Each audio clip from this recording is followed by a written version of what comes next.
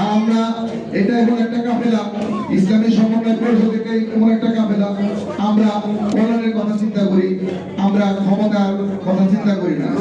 জনগণ ভালো থাকলে সবাই ভালো থাকবে, এই বিশ্বাস আমরা করি। আমাদের উচিত প্রতিটা ক্যান্ডিডেট অন্তত পক্ষে যারাই দেন, যেই দলই দেন, ভালো লোক দেন, সব লোক দেন, তাহলে আশা করা যায় আগামী নির্বাচনগুলো সুষ্ঠু হবে এবং নির্বাচনের যে নিয়মগুলো আছে, যে শৃঙ্খলাগুলো আছে, এগুলা সম্পূর্ণভাবে পরীক্ষা নিরীক্ষা করা দরকার বলে আমি মনে করি।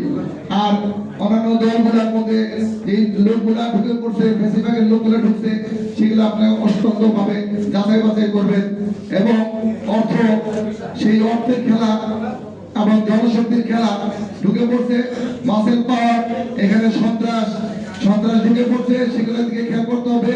কারণ সেই আবারও যে সেই অর্থ, তারা অর্থ আমাদের কাছ থেকে নিয়ে গেছে, দুর্নীতি করে যে হাজার হাজার কোটি কোটি টাকা নিয়ে গেছে, সেই টাকাগুলো কিন্তু এখন ইনভেস্ট করতেছে। এই দিকগুলো কিন্তু আপনারা খেয়াল রাখবেন, এইদিকে চিন্তা করবেন যে কারণ অর্থের কারণে নিজের আদর্শ বিক্রি করবেন না। আর আমি আর বেশি কিছু বলবো না, আমার এখানে নীতি নির্ধারকরা কথা বলবেন, এই কথা বলে আমি আমার বক্তব্য শেষ করছি।